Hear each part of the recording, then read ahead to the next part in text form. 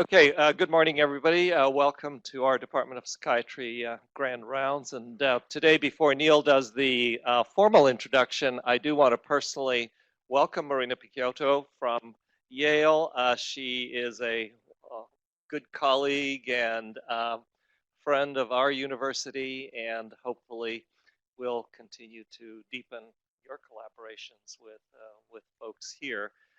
So we're very pleased to welcome you. Thank you for taking the time to come. I also want to take this opportunity just to welcome again our newest faculty, Olivier George. Olivier, stand up for a moment. Yeah, yeah. And we really welcome you and hope that you'll be an active participant in this and other of our educational series. We know you'll contribute vitally to our research. So thanks for joining us. So with that, Neil, would you do the formal introduction? I'll introduce the introducer first. Welcome to our the March Grand Rounds. Just want to mention that at 9:30 there'll be a session for trainees across the hall with a Grand Round speaker. So even if you didn't RSVP, please go. Also, a first here is that no more paper evaluations for Grand Rounds. They're now going to be online. You'll get an email. Please fill them out. We need them for our continuing education credits and other stuff like that. I also want to take this opportunity to remark this is Igor's last Grand Rounds as chair, and really has spearheaded a change in our Grand Rounds format. And I thank you for that. And also, it's his birthday. So, ready, everybody? Happy birthday to you. Happy birthday to you. Happy birthday, dear Igor. Happy birthday to you. And so now, to introduce our Grand Round speaker, I'll introduce Zach Cope, who's a postdoc with Jared Young. Thank you very much, Neil. I had no idea it was such a momentous Grand Round, so that's great. So good morning. It's my distinct pleasure to introduce our esteemed guest, Dr. Marina Picciotto. Dr. Picciotto is the Charles B.G. Murphy Professor in Psychiatry, the Deputy Chair of Psychiatry for Basic Science, and Deputy Director of the Kavli Institute at Yale University School of Medicine. She achieved her PhD at Rockefeller University by way of Stanford before that, and went on to do her postdoctoral work at the Pasteur Institute in Paris before joining the faculty at Yale. Dr. Picciotto has made important strides in her understanding of acetylcholine's effects on neuronal function and development, and she's a leader in the field investigating nicotine and its influence on behaviors related to psychiatric illness and tobacco addiction now for over 25 years. Dr. Picciotto is a vocal defender of the sciences. She presents her works at elementary schools and to policymakers and anyone in between. Dr. Picciotto has a truly impressive list of awards, including the Presidential Early Career Award, given by none other than Bill Clinton, the Human Frontier Science Program Organization 10th Anniversary Award, and the esteemed Waletsky Prize for research on substance abuse in the brain. She's been elected to the National Academy of Medicine and is a fellow for the American Association for the Advancement of Science. And you may have heard that she's currently editor-in-chief of Journal of Neuroscience and the president for the Society for Research on Nicotine and Tobacco. So without further ado, please join me in welcoming Dr. Marina Picciotto.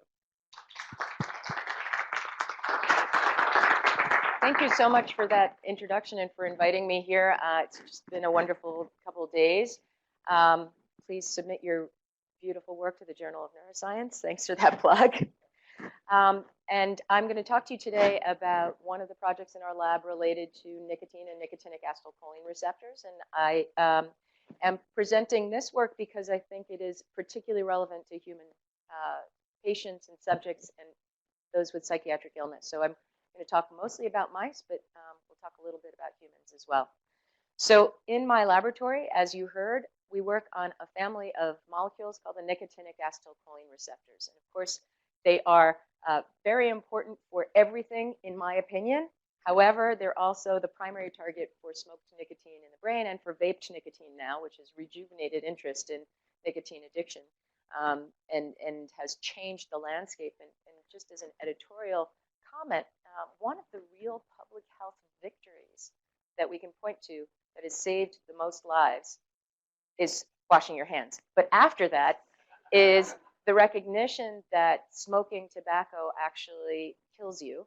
And that has percolated through the American society and, of course, around the world, such that in the 1960s, where probably up to 60% of the population smoked, now we're down in the teens of people who smoke. It's amazing. That progression alone will save millions of lives. And so now we have this new change that vaped nicotine is not perceived as being very dangerous.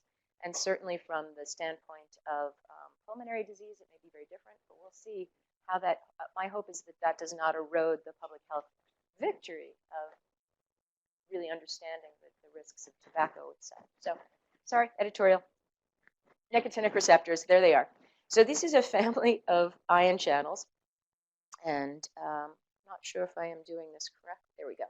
A family of molecules that form together an ion channel that crosses the cell membrane. I think about them almost exclusively in the brain, and I think about them on neurons, but these are receptors that are everywhere.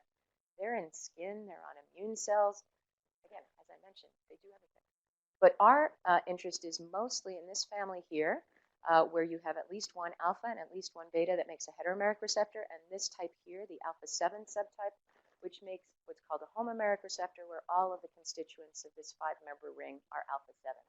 This family here is in the muscle, so I won't talk much more about that now, but of course is essential for neuromuscular transmission, where all of our voluntary movement, actually involuntary movement, is mediated through nerve-muscle communication through this family of receptors. So as you can see, this is a large group of molecules, and our challenge is to then connect them to their location and their function across neurons in the brain. And I'm showing this image because this is an image through the human brain, so we're looking this way. And this is a SPECT image of binding of a nicotinic ligand that specifically recognizes one class of these heteromeric receptors that contains the beta-2 subunit. And what you can see is that everywhere that you see any color at all, that is specific binding of this ligand to the human brain. So how do we connect this large group of molecules to this really broad expression pattern in the brain? And then it's not enough that we do that.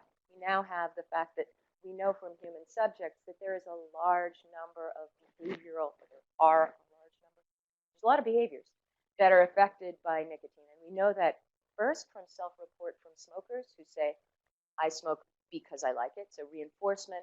I smoke because when I stop, I feel terrible, withdrawal.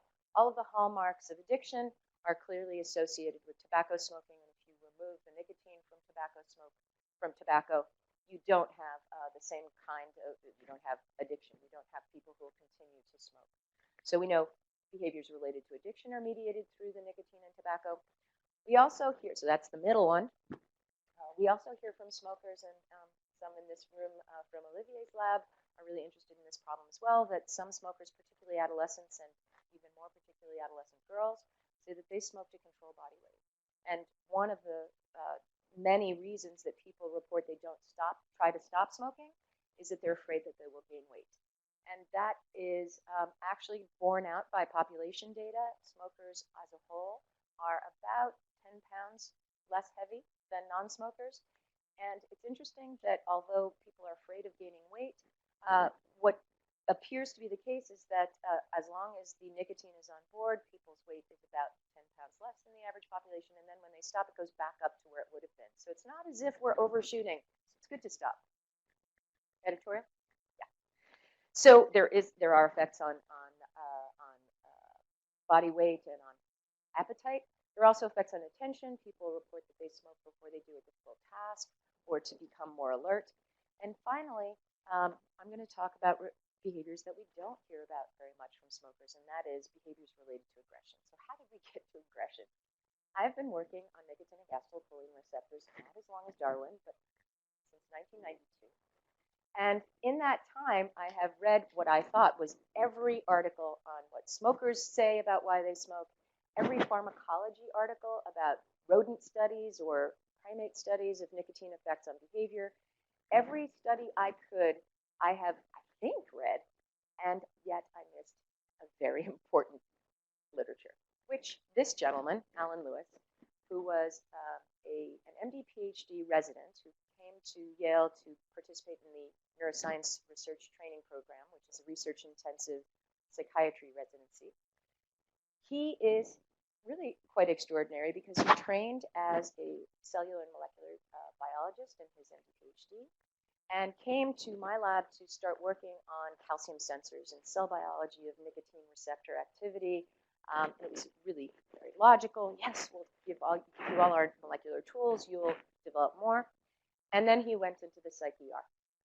And when he went into the Psych-ER, he realized that those calcium imaging experiments, while interesting and while long-term contributing certainly to changes in how we think about medications and how we think about nicotinic receptors, were not going to help him very quickly in helping with his patients in the Psych-ER. And what he found was the primary problem that he had with his patients was aggression.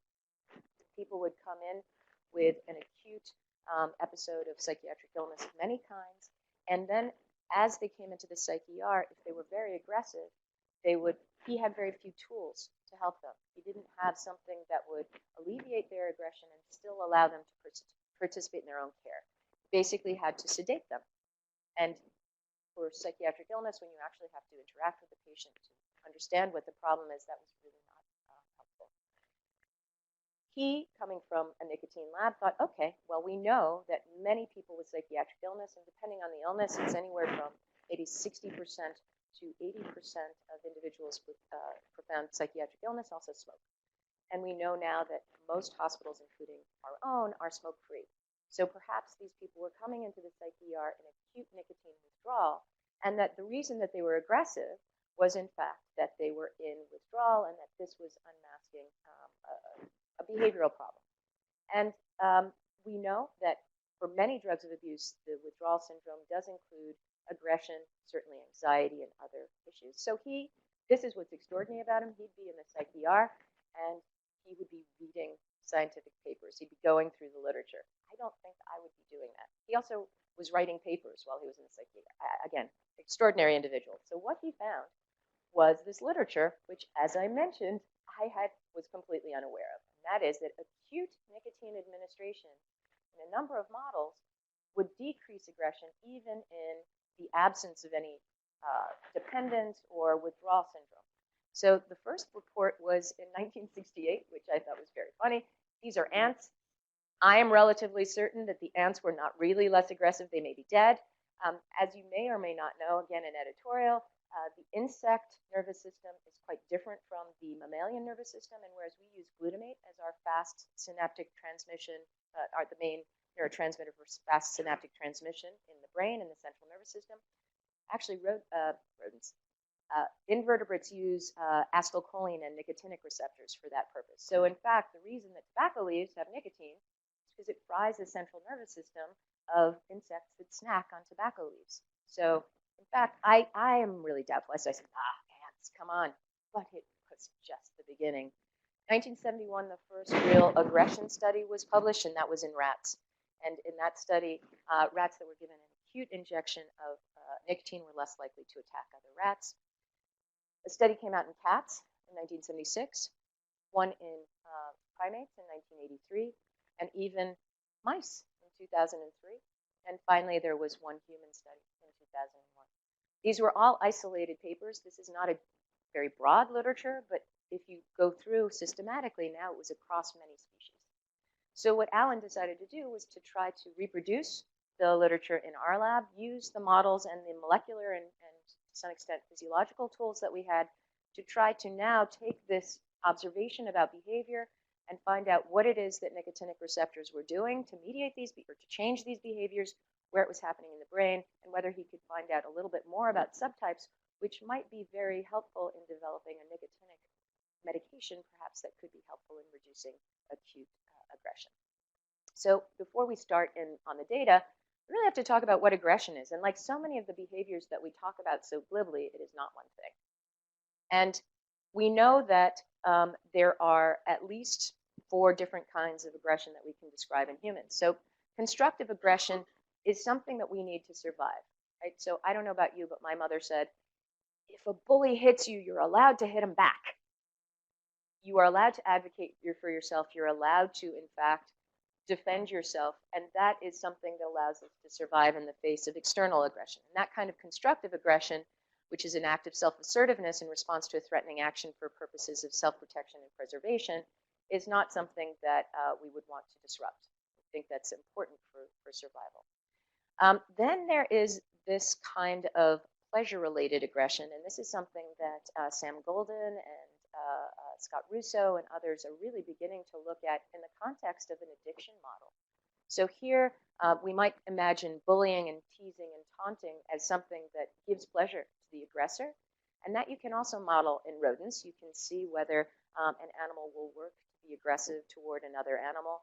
You can look at the brain areas that are involved in reinforcement and drug addiction and look to see whether those are involved in this pleasure-related aggression.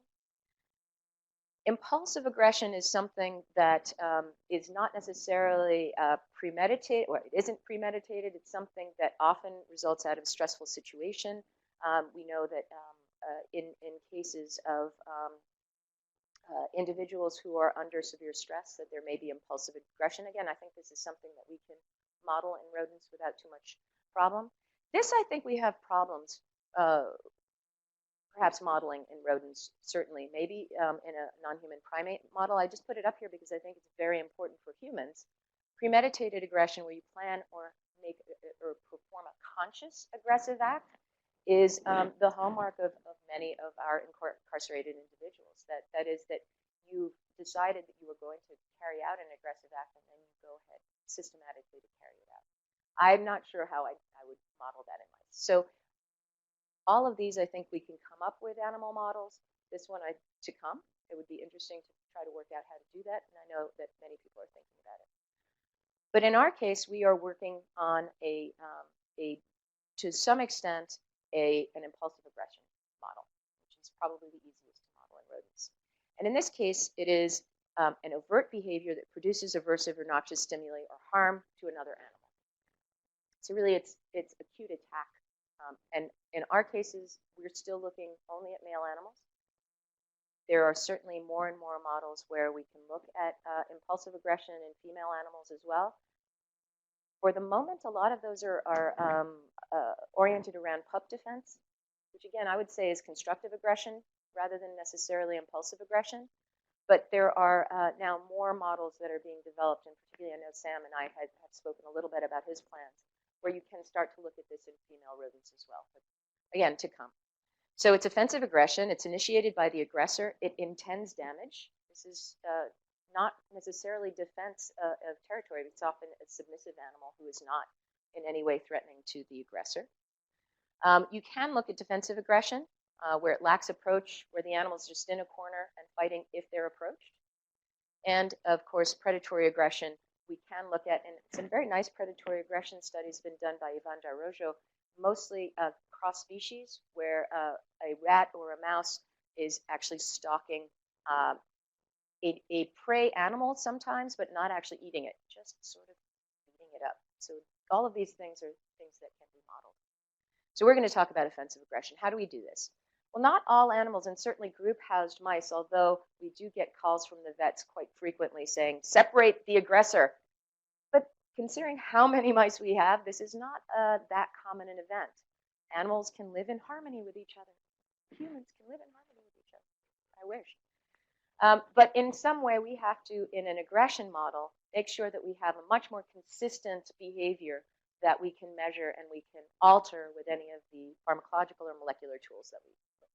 So the experimental mouse is turned into offensively aggressive experimental mouse, partially by choosing a strain that is naturally aggressive, and partially by single housing, isolating it, allowing it to define a territory where it really has it's gotten very used to having full reign of that environment. And then we introduce an interaction mouse who's a novel, unfamiliar mouse into that territory, so into the home cage. We make it time limited so that this guy doesn't get hurt. And then we can measure a number of parameters that may change with the degree of aggression. And one is the percent of encounters where there's any attack at all. Even in this model where we have tried to make the animals as likely to attack as possible, many times the animal will not attack the new mouse at all. But when they do, the latency to attack and the number of attacks are a very good measure of how fierce that aggressive mouse is. And then we also have the possibility of doing second-by-second ethological analysis where we can look at orienting toward the mouse, approach toward the introduced animal, and we can correlate that, for example, with signals in the brain that either are likely to represent the intent to perform an aggressive act or perhaps the carrying out of that aggressive act. So these are the things that I will be showing you on the next few graphs. So first, we took our favorite lab animal strain, which is the C57 Black 6 mouse. C57 Black 6 mouse is now the animal of choice for those of us who try to manipulate genetics and look at behavior because there are many strains that we can use that have already been manipulated. So that is either mice in which a recombinase is expressed only in a subset of neurons, so we can target changes to a subset of neurons, or we can drive the activity or decrease the activity of a subset of neurons, or that we can measure the activity of defined neurons. But also, we can look at knockouts of various receptors or other molecules. So can Alan, not me, can Alan get C57 Black 6 mice to be aggressive? Those of you who work with C57 Black 6 mice are not perhaps surprised to know that yes, we can.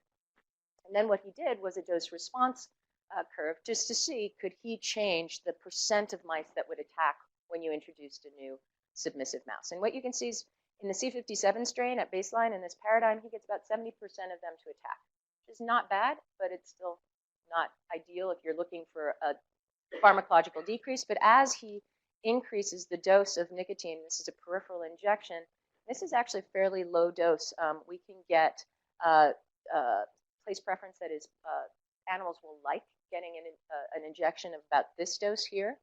Mice, C57 Black 6 mice to be specific. But what you can see is that by the time they're down at up to 0.5 milligrams per kilogram, many fewer of these mice are attacking. And if you look at the latency to attack, so this is seconds on the x-axis and the percent of animals, it's a survival curve, the percent of animals who have not yet attacked over the course of this period of, it's about 10 minutes, you see that you get to about 70% of the mice that have attacked with no administration of nicotine, and as you increase the dose, more and more of them just stay a lot less likely to attack. And then we can look at the number of attacks as well. And there, the only significant effect is down here at the highest dose. Keep saying down, but it's really up. Is this specific to C57 Black 6 mice? No. He looked at two other strains, and here, if you look at the valve C mice or the CD1 mice, the CD1 mice are really very aggressive. And those are the ones that are used as aggressors, for example, in models where you need aggression to induce a stress state in the other animal, so social defeat. And these CD1 mice, as you can see, without any nicotine, 100% of them end up attacking the intruder by the end of this period. And again, in both of these cases, even though you have different degrees of, presumably different genetic background, different degrees of aggression at baseline, you can see this serenic, I love that word so much, serenic effect of nicotine, which is the ability of nicotine to decrease the likelihood that the animal will attack. So now we have a strain comparison. We know that this works in mice. Which of these families of nicotinic acetylcholine receptors, and it could really be any or all of them, are very important for this behavior? A good thing about this is that we have tools, pharmacological tools specifically, that can allow us to dissect the different subtypes of nicotinic receptors. And again, this is important if we're thinking about developing new treatments in humans that might be more selective than something like nicotine itself. And so here's the muscle receptor diagrammed here with its acetylcholine or nicotine bound at the interface between subunits. There's the diagram I showed you before of the receptor crossing the cell membrane and with a pore across the membrane that opens when acetylcholine or nicotine binds. And here are three families of receptors broadly that are expressed across the brain, the autonomic ganglia, and again, somewhat in the periphery. So alpha 7, interesting, should have very different properties than the other two, and it does in electrophysiological studies. Then receptors that contain the beta-4 subunit, receptors that contain the beta-2 subunit, and we can dissect these with pharmacology. So an antagonist of this type of receptor is a molecule called methylgluconatine, MLA. It also has affinity for these other receptors. So in vivo, you have to be very careful about MLA. So you get to higher doses, you're going to get all of these receptors, but you can try to be more selective by using lower doses. And then there's an agonist called GTS21, which is developed and used in many human studies by the Friedman group at University of Colorado. And it is useful because, in theory, you could also give this to a human subject. It's been shown to be safe, and it's something that we could use to test the idea that this also crosses species. We also have antagonists of the heteromeric receptors. The antagonist dihydrobeta erythroidine,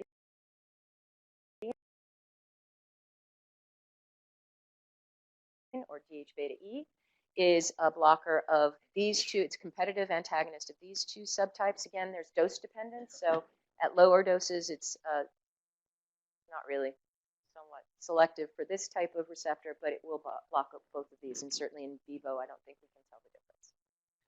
So if we give the antagonist of the heteromeric receptors, can we block the ability of nicotine to be serenic? So that's this experiment diagrammed here. Here's the same kind of data I showed you previously in the C57 mice, the animals with a vehicle treatment, and then nicotine treatment, the percent of mice that are tacking go down.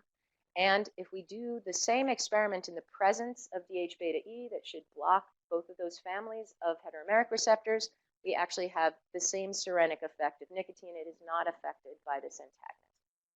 Probably not heteromeric receptors. And beautiful survival curves, the vehicle and the nicotine in the vehicle groups are not really altered by dihydrobeta. Probably not very much of an effect of the heteromeric antagonist. And that's very different when we look at MLA. So in this case, what you see is that when the animals get nicotine, we still have close to significant decrease in the percent of attacking mice, very significant survival curve, and a difference in the number of attacks. But now with MLA on board, nicotine is no longer serenic. And that points pretty nicely to the idea that we've dissected the subtype of receptor, and it is likely to be the alpha-7 receptor that's important for these serenic effects of nicotine.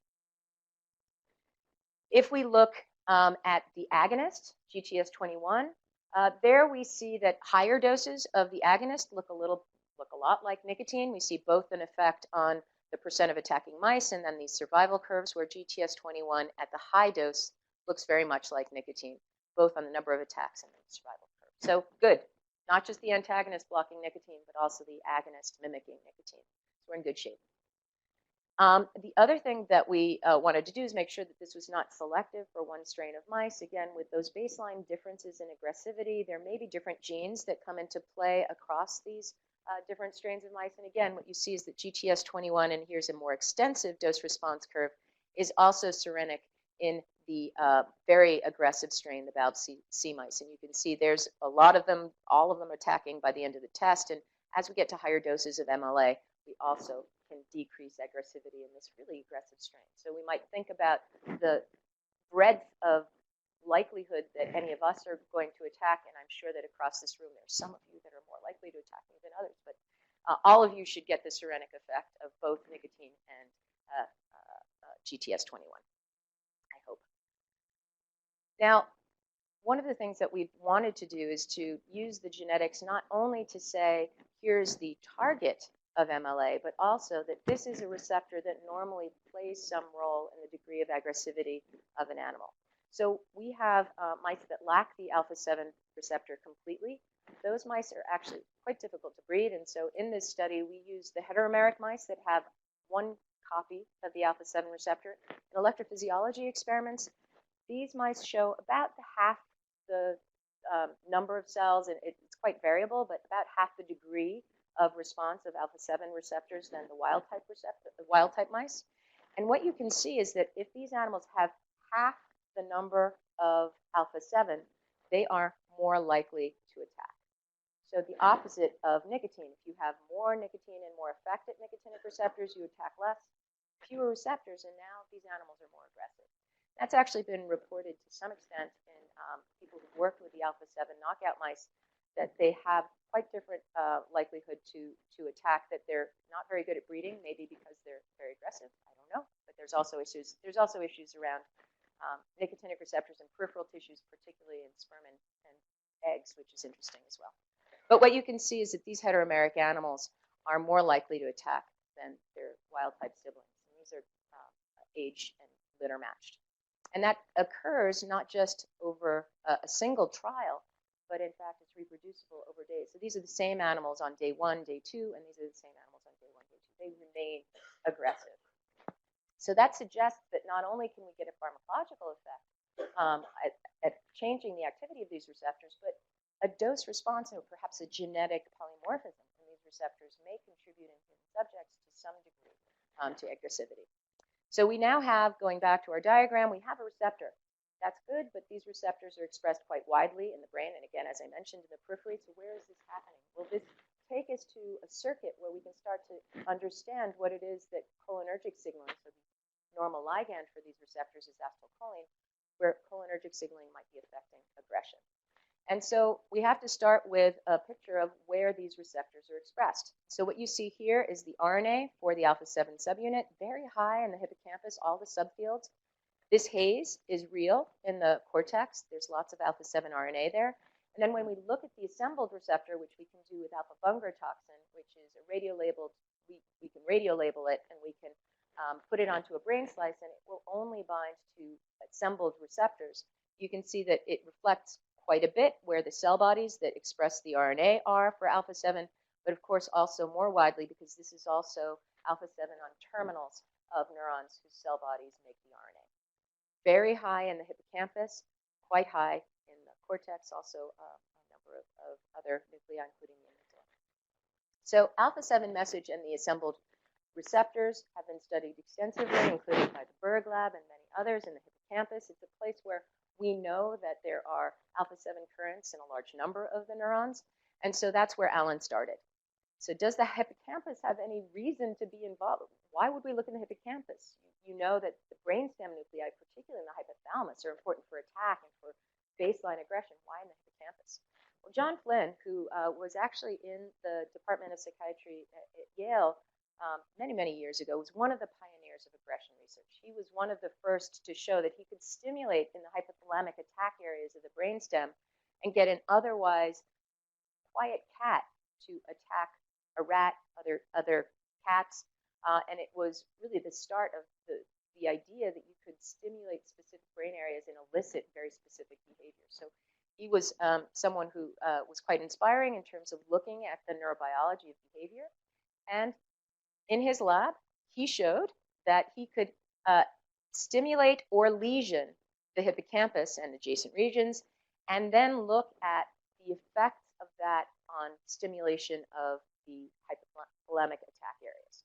And I just want to point out the manuscript was accepted more than 50 years ago. So this is, like so many things that we rediscover, something that we already knew quite a bit about and that in some way had stopped influencing how we think about the circuit. So this paper showed that if he lesioned the hippocampus, the ventral hippocampus, and then he stimulated in the attack area of the brainstem, in the hypothalamus, what he saw was that before lesion, the latency to attack was very low, and then after lesion, it went up quite significantly. And this is individual rats. So of course, there are a couple, maybe he missed the lesion there, I don't know, but almost across the board, when he lesioned the ventral hippocampus, he now had much less likelihood to attack with its primary attack area stimulated, which I think is really quite interesting.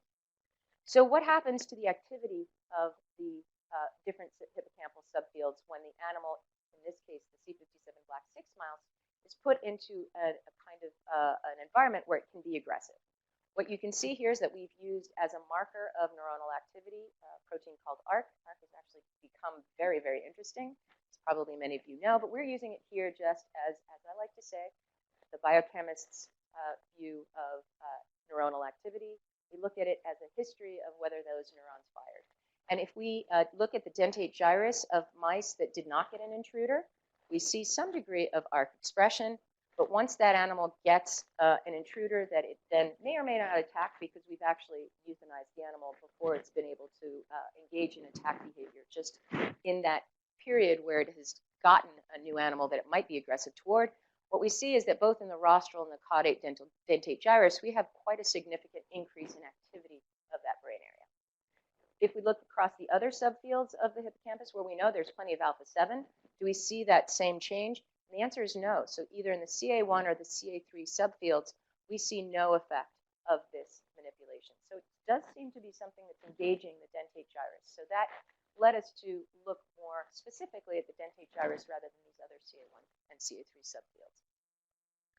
The other thing that Alan showed was that peripheral administration of this alpha-7 agonist, increasing alpha-7 activity, which is also serenic, decreased the induction of ARC in the dentate gyrus.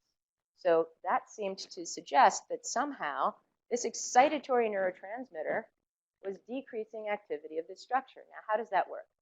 One thing that you should know about nicotinic acetylcholine receptors is that when they open, they are all permeable to positive ions, sodium, potassium, some of them including alpha-7, calcium. So for the most part, and in fact, I don't know, maybe Darwin can tell me a counterexample, but if you look at a single cell and you activate nicotinic receptors in general, that cell gets depolarized. So how can depolarizing cells decrease activity? Well, like all things in neuroscience, all you need to do is add one inhibitory neuron, and all of a sudden you have this excitatory neurotransmitter that can reduce activity in this brain area. And so that is something that we knew was the case for many nicotinic receptor subtypes in the hippocampus. What has been shown, and I'm showing you here a paper from the Friedman group from the 1990s, is that nicotinic acetylcholine receptors, particularly alpha-7, are found largely on the inhibitory neurons here in the hilus of the dentate gyrus. And when they isolated neurons, and this is after the experiment, they are looking for alpha-Bunger toxin binding here. You can see somewhat the profiles of these neurons. And then here is the target of that neuron. And in a slice physiology experiment, what they showed is that when they looked at ACH-evoked currents, and these are inhibitory currents on these neurons, you could get acetylcholine to induce currents in these cells. They were also blockable by agents. The reversal potential of these currents suggested that they were inhibitory, and that when you used MLA, again, that blocker of alpha-7, that you could make those go away completely. So it suggested that not only were these cells GABAergic, but they had targets in this structure where they could induce quite significant currents that were blockable by alpha-7 antagonists. So what Alan did then was to look at whether blocking GABA receptors, so then the targets of GABA, could block to some extent the effects of stimulating alpha-7. So what he did was to infuse a GABAergic antagonist, picrotoxin, into the dentate gyrus of animals that then were given either vehicle or GTS21, the alpha-7 agonist.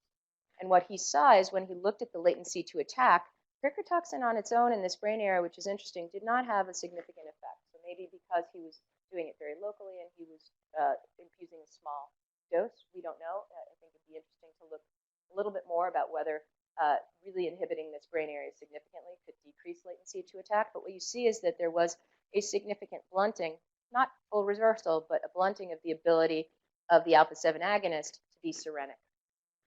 So it gave us some more support for the idea that we should be looking in the dentate gyrus. So what we then did was to use some of the tools that we've developed to manipulate the expression of different nicotinic receptors locally. And what we've done is to develop a series of small hairpin RNAs that are very specific for an individual subunit of the receptor. We package these into adeno-associated virus, and then we can deliver them, number one, into adult animals, so there's no effect during development, and number two, into the particular brain area where we think the cell bodies for the behavior or the effect that we're interested in are located. And so in this case, he took the alpha-7 small hairpin RNA, we package it into adeno-associated virus. It also has a fluorophore. In this case, you're seeing green fluorescent protein, or GFP. He infuses it locally into the dentate gyrus. And now this is sort of like the alpha-7 heteromeric knockout, but now only locally in the dentate gyrus. So can we reproduce what we see in the hets? And the answer is yes. So here is after we generally wait at least 4 weeks after the small hairpin RNA is infused, because these proteins are very stable. And we know in cultured neurons that the half-life is somewhere around 2 weeks. So we wait 4 to 6 weeks before we do the experiment. And what you can see is that the animals with less alpha-7 RNA in the dentate gyrus are more likely to attack. These are the number of animals that have not attacked. And you can see we get down pretty close to 0 by the end of this experiment. So that suggests that when we were looking at the alpha-7 heteromeric knockouts, that we were potentially looking at the effects of alpha-7 here, specifically in the dentate gyrus. And this is something that's reproducible over days. They remain more aggressive than their animals with normal alpha-7 expression. One of the things that we really like to do is to play at the interface of pharmacology and molecular biology. So now we have an animal that shouldn't have, or should at least occlude the effect of an or should block the effect of an alpha-7 agonist, should occlude the effect of an alpha-7 antagonist. And what we see here is that when we take GTS21, which should be stimulating alpha-7 receptors throughout the brain and body, except in the dentate gyrus where we've knocked it down, what you see is in our control, and that's the scrambled shRNA and saline, we still have this, about 70, or actually in this case, about 50% of the animals that attack by the end of the experiment. When we look at the alpha-7, the animals with the alpha-7 shRNA, we see that more of them are aggressive. And even when we give them GTS, oh, I'm sorry, I messed up.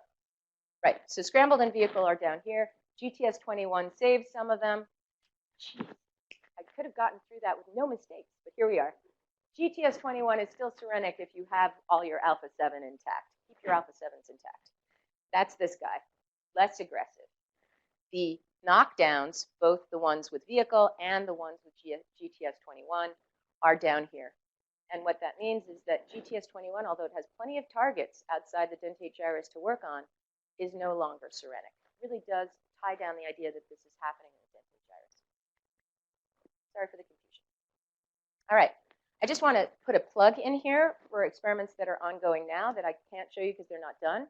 And that is the constructs that we've delivered here are constitutive. That is, they go into that structure. Any cell that can take up the AAV, which is pretty much all of the neurons, will get the small hairpin RNA incorporated and will knock down alpha-7. So we don't have cell types information from the experiment I just showed you.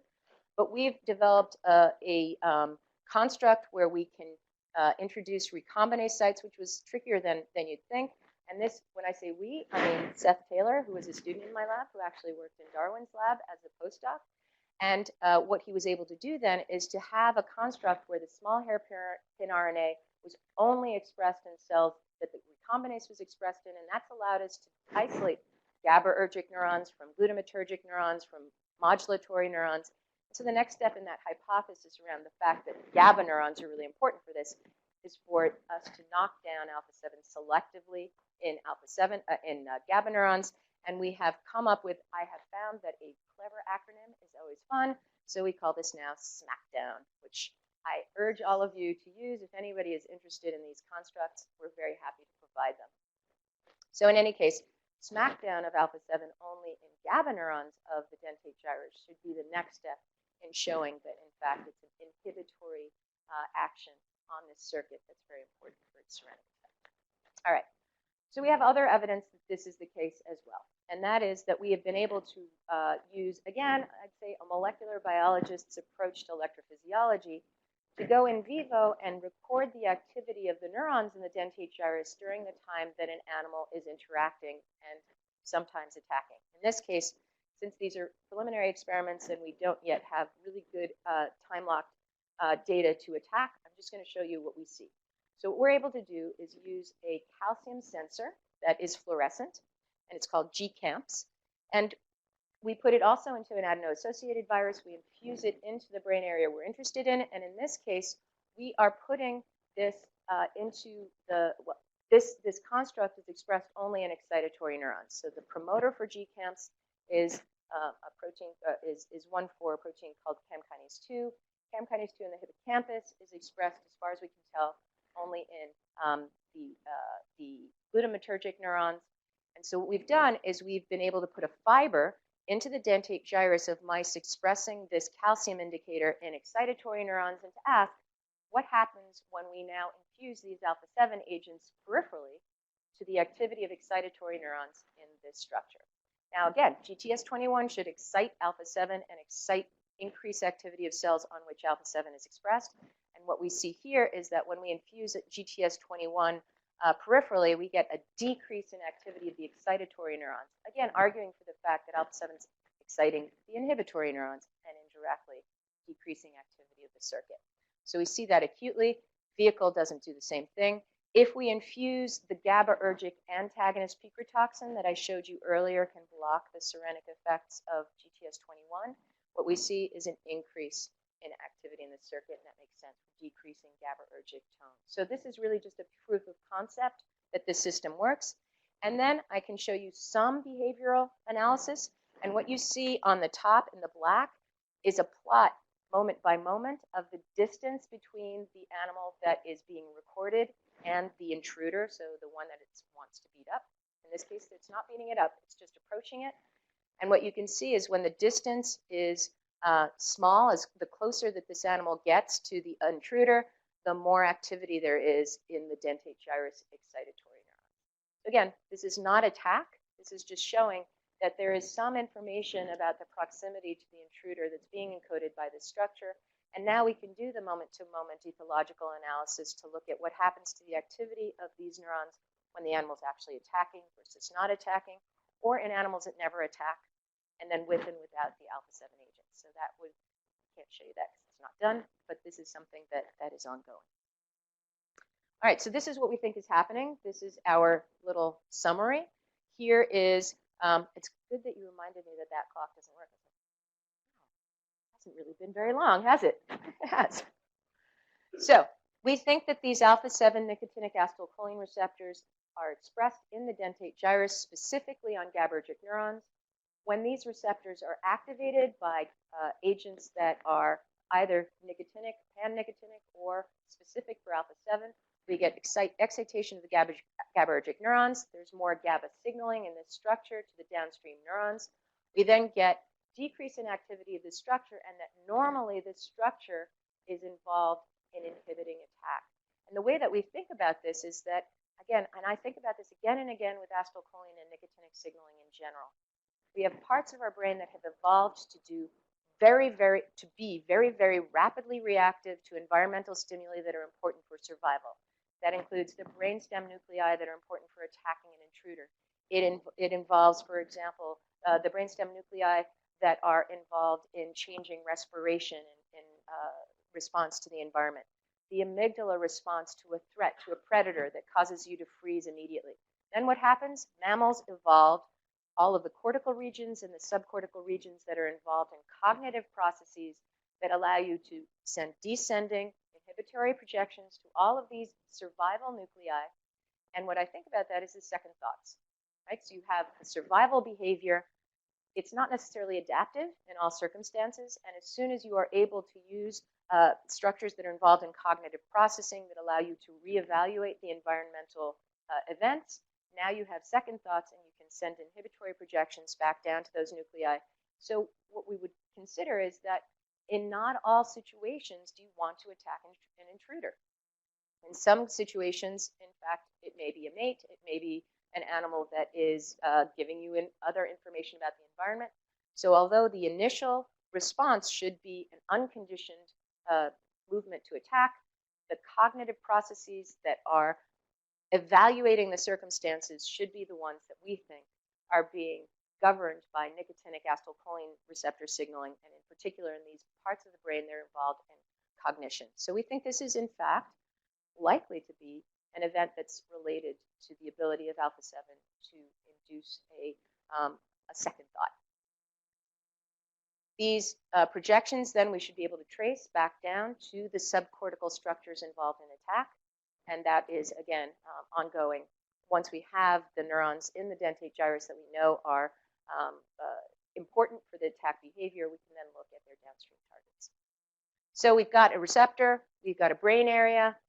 That's all cool. We have a summary that I just gave you that the serenic effects of nicotine require activation specifically of the alpha-7 nicotinic receptors. It gives us a pharmacological target that's already been very well developed by the pharmaceutical industry. There are many alpha-7 agonists and allosteric modulators that have been developed particularly to treat cognitive dysfunction in schizophrenia. They have almost all, and I think we can safely say all, failed in the clinic to be very significantly effective in schizophrenia. But they're out there. Safety trials have all been completed. This would be a very, I think, useful repurposing of those agents. And I can tell you that in a lot of the trials that have been done with nicotine itself, one of the things that comes out again and again is a decrease in irritability. Now, irritability is not aggression, but irritability is certainly a factor in whether you want to be aggressive. And it would be very interesting to see if that signal is related in any way to the effect of alpha-7 on these circuits.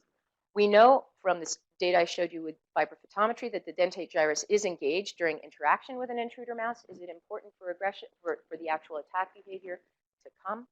And then both in a constitutive model where the animals lack alpha-7 throughout development and throughout the brain and body, or with local knockdown of alpha-7 in the dentate gyrus, we have an increase in the likelihood of attack. So that suggests that genetic polymorphism in this gene could be very interesting to investigate in human subjects around aggression. And so we think that cholinergic activation of these alpha-7 receptors increases cognitive control over attack behavior. I laid out my rationale for that. That's a little bit of the pie in the sky speculation that you get to do once you're no longer a trainee. But that's to come, and we'll see. It's a little bit more difficult to evaluate. So mice are cool. All of this is lovely, but really, what does this have to do with humans? There's so many things that don't translate, and one of the things that we really try to do as part of a psychiatry department, that I know many of you do as well, is to go back and forth with our colleagues who do clinical work and who work with patients to test the hypotheses generated in the mouse models and to take their observations in humans and then try to test those in our mouse models, looking for genetic and circuit level effects that are related to that behavior. So luckily, again, the Friedman group has looked quite a bit at alpha-7 in the hippocampus. And what you see here is that in human subjects, when you give that, this is actually another name for GTS21. If you give GTS21 to human subjects in a scanner and you look for activity of the dentate gyrus, just as we see in the vibrophotometry in an fMRI study, all of the, not all, the GTS21 here called DMXBA decreases activity of the dentate gyrus. So that, at least at the circuit level, is a nice validation that we're looking at similar effects on the circuit. So what Alan did was to, because nicotine and nicotine patch is actually available over the counter, he had a relatively simple process of getting consent from individuals who struggled with aggression to do simply a case study. And he started with individuals who were adults, because adult consent is much easier to obtain than adolescent consent. And he started with individuals with autism for two reasons. One is he had a buddy in the Child Study Center who was working with adults with autism, and so these were patients who were already struggling with aggression, who he had contact with, and who were not being helped by current medications. The second reason is that adults with autism are generally not hospitalized very often unless they're highly aggressive. So in fact, if you're thinking about a population in which treatment for aggression would really help keep them safe, keep them out of the hospital, adults with autism are a very good population to work with. Not all adults with autism are aggressive, but the few that are actually are more likely to be hospitalized, and generally because of that aggression. So what he did was to give nicotine patch, so it was open label, to kids who had, or to young adults who had been admitted to the hospital with an acute aggressive episode. And what he found is that in at least, again, this is a case study, in one of these two kids, the number of restraints, physical restraints that were applied, the number of Thorazine applications, and the number of physical holds went way down after this individual got the nicotine patch. So, N of 1, we would never accept that for any kind of proof of action, but proof of concept for doing a larger clinical trial. This was where he started.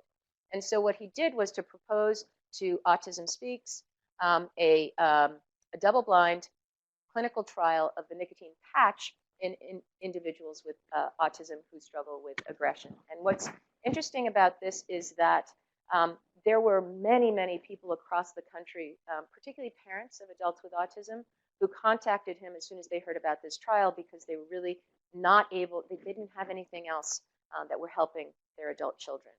And unfortunately, it also made it very, very difficult to carry out the trial because it's very difficult when you have people dispersed so widely for him to go on site and to do the trial. So in fact, the trial, I think, was meant for at least 20 individuals, and he had to finish with many fewer. So you'll see that the results are not conclusive, but are perhaps indicative, and we'll go to that now.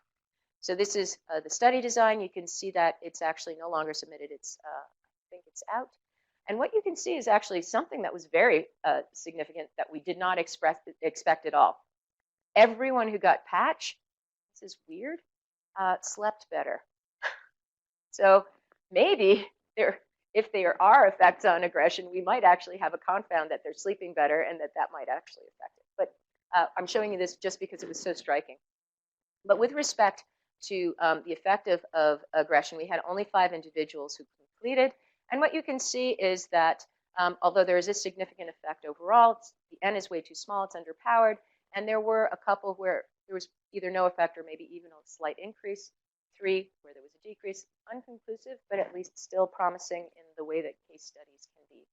So where this is going is that nicotine, as we've discussed, hits every single receptor, nicotinic acetylcholine receptor that we have, and these receptors are also in the autonomic ganglia, so you can only push the dose so far. Nicotine patch allows for constant blood levels of the drug that are stable over time and relatively low, and in fact pushes many of these subtypes of receptors into the desensitized state, whereas in the mouse we're seeing acute effects of nicotine injection. So in fact now what Alan has proposed to do and has been approved to do is to take DMXB GTS21, which as I said has been used safely in humans, and to administer that to individuals, adults with autism who struggle with aggression. So he now has a new clinical trial that he is launching as he gets his own independent lab at Vanderbilt underway. So our summary is that, as you might expect for a drug that's been over the counter and available for a very long time, nicotine patch is well tolerated. And it was effective in a case study, and at least in that small double-blind trial of severe aggression, but that is really not the way forward in my opinion. So it's really more interesting to imagine that the partial agonist GTS21 or some of the allosteric, positive allosteric modulators of alpha-7 will be more interesting in a larger clinical trial that's adequately powered to answer this question. So we would like to propose that these might be novel treatments for aggression in humans, and this comes back to sort of a buzzword in current psychiatric research, that is that excitation-inhibition balance is something that's very important and that may be at the root of many psychiatric illnesses where, in fact, certainly the episodic nature may reflect differences in excitation-inhibition balance over time. But here's something that we know alters excitation-inhibition balance in the dentate gyrus, both from animal and human studies, and certainly is a pathway where we might be able to move forward in that area. So again, I want to, you see 3 stars there for Alan, because I am not only really impressed by his ability to think while on call in the Psych ER, but impressed by his ability to be creative in taking very traditional methods and very robust pharmacological methods, combine them with other ways to look at the activity of neurons in specific circuits, come up with hypotheses that may in fact be translatable to humans. Of course, there are a number of people in the Child Study Center and also those who, like Bob Friedman, who have shared some of their data from their own clinical trials with alpha-7 agonists that have been very helpful in developing the ideas for these projects. Members of the lab, and these are particularly a master's student and 2 undergrads. And I actually want to say something here about Dawson. Jeremy Richmond is a neuropharmacologist who lost his daughter in the Sandy Hook shootings. And he turned that into something very positive. He started a foundation to study the neuroscience of violence and aggression. And yesterday, he took his own life. So it suggests that the work that is being done by all of us, and particularly those who are trying to improve the lives of people who struggle with psychiatric illness, is still very much needed. So, sorry, wow, I didn't know. He was really quite a remarkable individual. And the funding for this project came from Autism Speaks, from NARSAD, of course, from NIH, and from the Yale Clinical Investigation Center. Thank you very much for your attention. And there's Alan. Whew. So I'm happy to answer any questions. I have to take control first. Please do. We'll go around in an orderly fashion, and our rule is one question. All right. Otherwise, that seems one fair. person will have a dialogue with you for half an hour. Very good. We want to resist that. Okay, Barbara, you're always positioned yourself to be number one. Very elucidating presentation. Thank you. Thank you. And you may remember or recall that David Janowski Yes. is a long-standing member of this department. Absolutely. Did a lot of work and still thinks the cholinergic hypothesis of mood and sleep disorders is going to have a resurgence. Mm-hmm. And particularly men who have depression present with aggression, particularly the VA population, and may be a factor contributing to suicide. Yes. And I'm reminded in conjunction with that Rob Sapolsky's work of alpha male baboons in Kenya, whether or not they attack an intruder is dependent on their position, their in the social hierarchy, and that's dependent on their testosterone levels and the influence of gonadal steroids on the hippocampus. Yes. So I'm just wondering, how are these separate systems with GABA, or are these interacting with? So coincidentally, we're very interested in the cholinergic hypothesis of depression. We've done a lot of work in both mouse models and in humans, suggesting that both with a SPECT tracer, that there are higher circuit or higher brain, I won't say levels, but brain occupancy of nicotinic receptors in an active depressed state versus in a remitted or a never depressed state. So we are right on board with Dr. Janowski, and in a different talk, I would be talking about how all of this acetylcholine makes you anxious and depressed. The differences between these disorders are circuits and receptors. So for the most part, the nicotinic receptors that we've looked at in the context of these stress-related, depression-related, anxiety-related behaviors are the heteromeric receptors. And we've seen some effect of alpha-7, but less so. Alpha-7 in CA1 and CA3 may in fact be contributing to these alertness behaviors, to the appropriate response to environmental stressors, and then the inappropriate response as those stressors become chronic, which is another Sapolsky idea. And Sapolsky also has pointed quite a bit to CA3.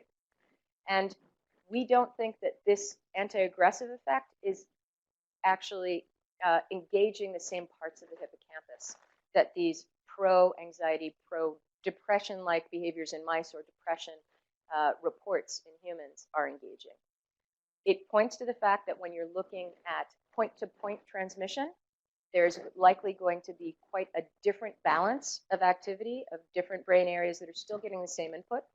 When you go to the level of pharmacology, one of the reasons that the patch is probably not very good is that you're engaging both the parts of the brain that are involved in anxiety-related behaviors as well as the parts of the brain that are regulating aggression. And of course, even worse, that you're activating and desensitizing these different populations of receptor in a very different time course. So what I think about it is it's a vector sum. And depending on where you are pharmacologically, you're shifting that vector toward, let's say, the serenic effects or to the anxiety-provoking effects. And it is possibly the case, and we'll see, that even in individuals where there is potentially more acetylcholine signaling because of an acute depressed state, that activating alpha-7 over the other subtypes in other brain areas in the dentate gyrus may overcome the global effect of too much acetylcholine signaling. So all of these things coexist at the same time. But you're Cannabis. not allowed. We'll come back to cannabis. That's a much more important system. I really enjoyed your talk. Thank you. So One of the things I wanted to mention is Alzheimer's. Yes. So I'm assuming that that is another kind of avenue of things that you're Absolutely. interested in. Yeah. And like adults with autism, patients with Alzheimer's, when they become combative, become hospitalized. This is obviously a problem. And I'm wondering whether these drugs have been tested in Alzheimer's and whether they're useful, maybe not so much for the cognitive effects where they were negative in schizophrenia, but maybe for the combativeness construct. Exactly. So that is something that we're very interested in. Of course, as you probably know, that some of the first neurons to die are the cholinergic neurons, particularly those in the basal forebrain complex. They would be innervating this part of the hippocampus. And one of the studies that's going on is a longitudinal trial in adults with mild cognitive impairment being carried out by Paul Newhouse, who is now at Vanderbilt, and Alan is going to be working with him to ask whether nicotine in any way affects the emergence of aggression as people progress from mild cognitive impairment to, hopefully not very often, but to dementia. And there have not, as far as I know, been any clinical trials of the alpha-7 agonists in patients with Alzheimer's that are being evaluated for aggression. So I think that's an avenue where, again, treatments like this that are well tolerated for individuals who are taking a lot of medications already would be potentially very helpful. That was a fantastic talk. Thank you. I wondered if you could comment on nicotine dependence and if the mechanism that you observe in the hippocampus, the alpha-7, if all this is influenced by nicotine dependence, and if it maybe explains some of the effect of Chantix, which is a well, we were discussing quite a bit about the fact that people who take varenicline Chantix to quit smoking have these incredibly vivid dreams, and there's some case studies. And one of the questions is which circuits are involved in those effects, and the answer is maybe. One of the things that I've tried to do over the years, which has been quite difficult, is specifically based around some of the ideas of Dr. Janowski and that we've looked at in mice and humans, is that we should see in clinical trials of antidepressant medications, anti-anxiety medications, sleep medications, medications for example, nicotine dependence, differences in response to the medication based on whether or not they're smokers or not. If you're flooding your system with nicotine, you should then, and acetylcholine is important in the etiology of your disorder, you should probably see a difference in the response to the medication. Number one, those data have been very difficult to obtain, and number two, they're not, the right questions are not usually asked. So I do not know of any studies of varenicline on, so do I know of any? I know of case studies that may be informative for that, which is interesting. All right, so here, follow me here because I'm thinking this through. One of the things that made varenicline have a black box warning when it was first released is that individuals reported that they did really weird and slightly aggressive things. So there were a few case studies where someone was on varenicline, quit smoking, and then like one person went over and pounded on their neighbor's door in the middle of the night and I think one person actually got killed. I mean, something horrible. And they then did a big meta-analysis, and this did not get borne out in the larger population. But what if those few people were in fact getting the alpha-4 beta-2 effects of varenicline and not the alpha-7 effects of varenicline? So you're now actually shifting toward these systems that provoke anxiety, that are important for impulsive behavior, but are not getting the alpha-7 serenic effect. Oh no.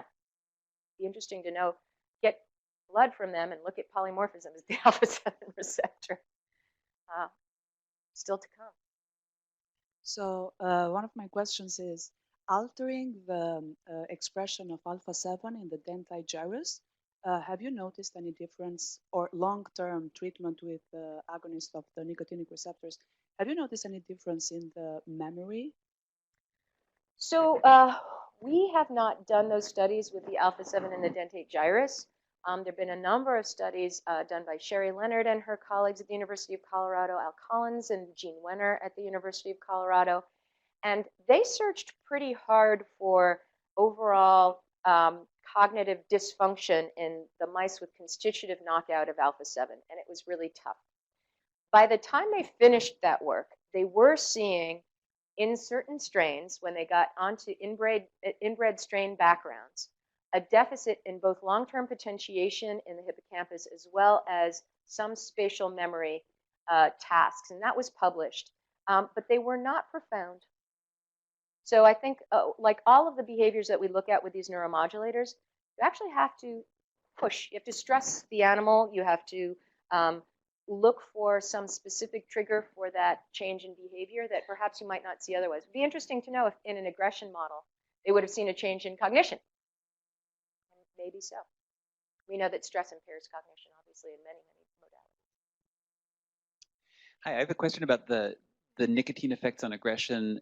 And just this is sort of a technical detail, but in my old life as a graduate student, I gave nicotine to mice, and they would just go completely docile and tranquil for about 10 or 15 minutes. So they didn't show that. They're not so docile or tranquil. They're actually probably, if the dose is high enough, seizing, and they're also extremely immobile. And so we were concerned about that, and particularly C57 are very great question. Didn't show you any of the control experiments, but it's actually kind of cool. So we can completely dissociate those from the anti-aggressive effects in two ways. One is the dihydrobeta erythroidine completely blocks those effects of the initial immobility for 5 minutes in our hands is blocked completely by dihydrobeta, but the anti-aggressive effects are not. So those are dissociable pharmacologically. They'll move around, but they still will get the serenic effect. The other way that we do it is in time. So those really do go away after, in our hands, 5 minutes. These tests are all done 10 minutes after they get the nicotine. So they are already past that point where they're just flat. They're flat. And that I see also when we induce seizure. I think that it's subthreshold seizure is part of it. It's also known that this is probably due to stimulation of the medial habenula, because if you look at manipulations of the medial habenula, you can either mimic or block the initial hypolocomotion effects that you see with nicotine. But for simplicity, I didn't include them here. They're in the paper.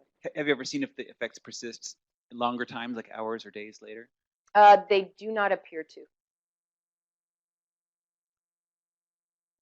Great talk. I applaud the conservative approach about the nicotine patch. We went through that with Tourette's, and one of the issues is it gets online and parents start, telling each other, and then they run to the store and start slapping patches on their kids. It's a big issue. So you, as I'm sure you know, roughly 1 out of 5 Tourette kids has rage attacks, and it's like kind of like the the Shining picture you had up there, Jack Nicholson. It's a really big event. And one of the risk factors for that is in utero exposure to nicotine. Yep.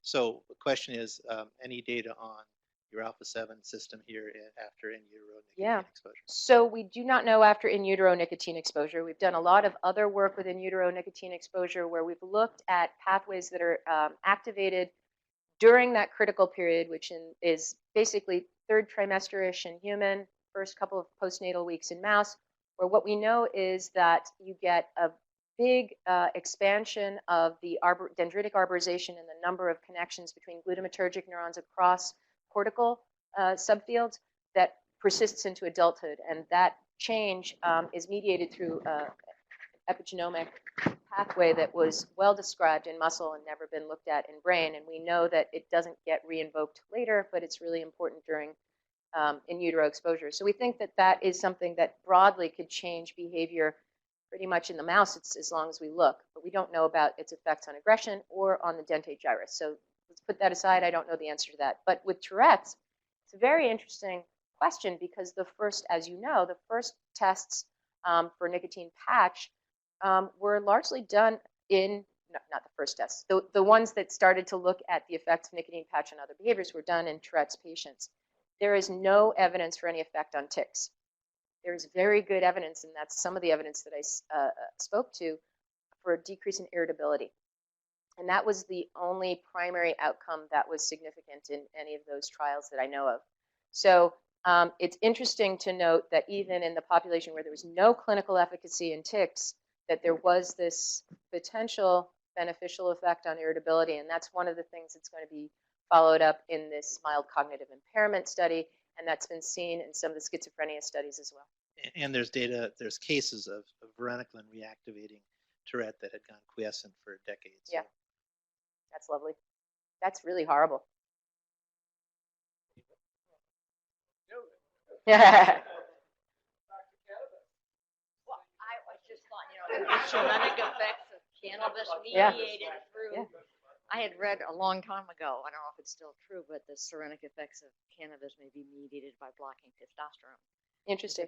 Peripherally, and I just wondered if that could be cool. Any other? Oh, okay. Hi, Marina. That was a wonderful talk. Thank Thanks. I just wanted to comment the alpha-7 knockouts. We've seen several cognitive deficits in the knockouts, although as you say, they're not massive effect sizes, but mostly in reward learning and attentional deficits, etc. But one of the questions I wanted to muse on was obviously aggression is seen during nicotine withdrawal, Exactly. and it's one of the key indicators and predictors of relapse. So do you know of any studies that have been using perhaps GTS-21 as a potential treatment for withdrawal? No, I don't, and I think that'd be very interesting, and particularly in terms of whether during withdrawal this same circuit is engaged. We don't know that either. Right. So as I said, when we started the project, we thought that this was going to be a project focused on withdrawal-induced aggression, and it ended up morphing into an acute effect of nicotine. So we've not circled back around into withdrawal, and it may be that in fact the circuits that induce withdrawal-induced aggression may be dependent on the common circuits that we know are evoked by cocaine withdrawal, opiate withdrawal, and so on, which may involve noradrenergic signaling. It may involve adaptations in the dopamine circuits that are independent from this. We don't know. Absolutely. I mean, we published on alpha-7 knockouts not seeing, so during withdrawal we see a response disinhibition, and we saw that the alpha-7 knockouts were unaffected, so they didn't show the same response disinhibition as a result of withdrawal that we saw in the wild type. So it might speak to the same circuit, but these were just general knockouts. Cool. Don't quite have the tech tools you've got. It was great. Thank you. Thank you. So we're just about out of time, but I'm sorry, I do have one question for you. My own detailed research on the effects of nicotine on human behavior comes from observations of movies of the 40s, where there are three observations I would make, and I'd wonder how that ties into the neuroscience. One is that guys would have a cigarette prior to doing something dangerous, such as attacking Germans or something like that, or the Germans would do the same. So is there any kind of understanding whether some of this serenity effect also involves, if you will call it, kind of a steeling of yourself for action and not being kind of fearful of that action? That's my question number one. Okay, great question. And I think it goes back to the discussion that we had around anxiety and the discussion that we had around withdrawal. So if you're a dependent smoker and you're about to go into World War II battle, you better not be shaking and you'd better not be in acute withdrawal. So I think that a lot of the issues that have been confounding in human studies of anxiety and depression have been whether the self-report of decreased anxiety or focused attention is alleviation of the negative effects of withdrawal or an active effect of nicotine. And the answer, as usual, for nicotine is yes. It is probably both. I think that the steeling of yourself for battle is probably more likely related to anxiety than to effects on aggression. And it would be interesting to know, in fact, did they calm themselves down and then just feel less likely that they wanted to shoot somebody? It'd be interesting to ask them what actually they were definitely felt. shooting people. That's what I'm saying. They were doing it, but maybe they were doing it with less enjoyment. I don't know. And I can tell you that all of those really wonderful photos used to be the start screen of my talks, with everybody looking very, very calm and very, very smoky. So, the second question is, of course, people are usually smoking together in groups, and particularly men and so forth. Is there anything about actually affiliative or socialization behavior? Is Interesting there an question. oxytocin angle here? Yeah, or? not that I know of, and I have not investigated that, or we have not investigated that in our own lab. It'd be really interesting to know about affiliative behavior in humans who smoke together, because one of the things, and I'm sure you've heard this from people who've stopped smoking, one of the things that they report is feeling social isolation after having this cohort of people with whom they had this very positive social interaction that's lost to them once they stop smoking. That's generally thought about because you don't get to stand outside in the sleet. In the East Coast, you guys don't have to stand outside in the sleet to smoke together, which was very bonding. But maybe there was also a little oxytocin out there. I don't know. Interesting question, and I don't know of human studies on that. And the final question always has to do with sex. Mm-hmm. I mean, in the movies, they smoke afterwards. Is there anything to that? I actually think that is a sort of a synergistic effect on dopamine signaling. It probably keeps the dopamine signal going longer. Perfect. Well, thank you so much for at least clarifying my movie observations. A wonderful talk, as everybody has said, and we have a small tradition where our distinguished speakers get a UC San Diego School of Medicine, Department of Psychiatry baseball hat to wear with pride. Wait a minute. In sunny New Haven. Awesome. Okay, Can I we'll get a picture. Somebody to take a picture of me with my phone?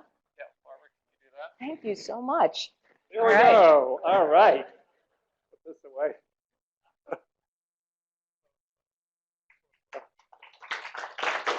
Thank you so much. That's wonderful. Thank you. Please email it to me so we can post